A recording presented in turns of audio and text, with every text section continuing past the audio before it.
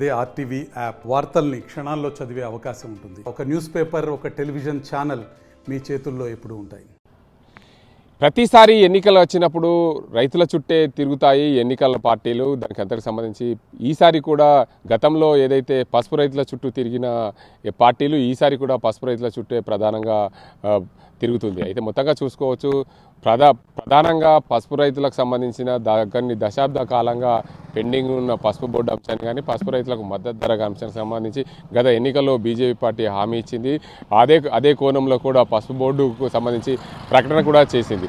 అయితే చూడొచ్చు, పసుపుకు సంబంధించి పసుపు రైతులను ప్రతి ఎన్నికల్లో వారికి అవసరంగా వాడుకొని వదిలేస్తున్నారని చెప్పి పసుపు రైతులు ఆరోపణలు చేస్తున్నారు. మొత్తానికి చూసుకోవచ్చు, అత్యధికంగా పసుపు పండే నిజామాబాద్ జిల్లా, ఉత్తర తెలంగాణలోని నిజామాబాద్ జిల్లాలో పసుపు అత్యధికంగా పంట. తెలంగాణ రాష్ట్రంలో 1,00,000 ఎకరాలకు పైగా సాగు అవుతుంది. 1,00,000 ఎకరాలకు పైగా పసుపు పంట సాగు అవుతున్న నేపథ్యంలో ఉమ్మడి నిజామాబాద్ జిల్లాలో సుమారు 60,000 ఎకరాల పసుపు పంట సాగేది. కానీ పసుపు పంటకు ధరలు లేకపోవడం, దానికి అంతకు సంబంధించి రాను పసుపు విస్తీర్ణం తగ్గించారు రైతులు. అదే కోణంలో కూడా పసుపు రైతులు విస్తీర్ణం తగ్గించినప్పటికీ కూడా పసుపుకు ధర రావాలని చెప్పి రైతులు ఎన్నో ఏళ్లుగా పోరాటాలు చేస్తున్నారు. పసుపు రైతులకు పోరాటంగా మద్దతు తెలుపుతున్న ప్రధాన పార్టీలని కూడా ఎన్నికలు సమీపిస్తున్న వేళ మేము పసుపు రైతులకు అండగా నిలుస్తున్నామని చెప్పి సమావేశాలు ఏర్పాటు చేస్తూ పసుపుకు మద్దతు ధర కల్పించే విధంగా ప్రయత్నాలు చేస్తామని చెప్పి చెప్తూనే ఉన్నారు. ముఖ్యంగా నిజామాబాద్ జిల్లాకు సంబంధించిన నిజామాబాద్ పార్లమెంట్ సభ్యుడు ధర్మపురి అరవింద్ గత ఎన్నికల్లో ఇచ్చిన హామీని పసుపు బోర్డు ఖచ్చితంగా తెస్తానని చెప్పి పసుపు బోర్డు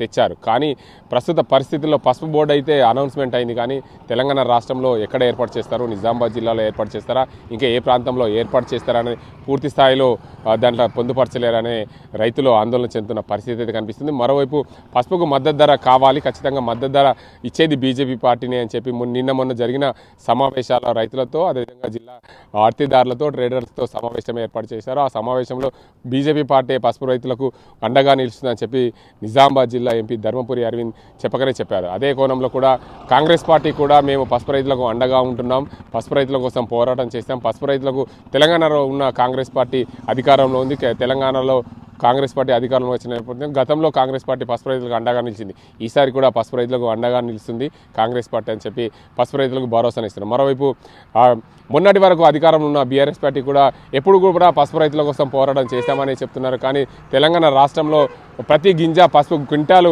పసుపు మేము కొంటామని చెప్పి గతంలో పనిచేసిన సీఎం కేసీఆర్ ఎన్నోసార్లు అనౌన్స్మెంట్ చేశారు. దానికి అందరికి సంబంధించి పూర్తి స్థాయిలో కూడా పసుపు ఒక ముక్క కూడా, ఒక క్వింటాలు కూడా కొనలేకపోయారని చెప్పి రైతుల నుంచి ఆరోపణలు ఎదుర్కొన్నారు. అదే కోణంలో కూడా పసుపు రైతులకు ఇప్పుడు ఎన్నికలు సమీపిస్తున్న వేళలో ప్రధానంగా 3 పార్టీలు కూడా మేము అండగా ఉన్నామని చెప్పి చెప్తున్న నేపథ్యంలో పసుపు రైతులకు ఏ పార్టీ అండగా ఉంటుంది, ఎవరు అండగా ఉంటారని తేల్చుకోలేకపోతున్నారు పసుపు రైతుల నుంచి పూర్తిగా స్పష్టమైన హామీ అయితే రావడం లేదు. మేము ప్రధానంగా ఈ పార్టీ వైపు ఉంటామని చెప్పి, అదే కోణంలో కూడా ప్రధాన పార్టీలను కూడా పసుపు రైతుల కోసమే మేము సపోర్ట్ చేస్తామని చెప్తున్నప్పటికీ కూడా పసుపు రైతులు ఎటు స్పందిస్తారనేది వేచి చూడాల్సిన అవసరం ఉంది. ఇది ఇక్కడ పరిస్థితి. కెమెరా పర్సన్ అజీంతో గంగారెడ్డి, ఆర్టీవీ, నిజామాబాద్.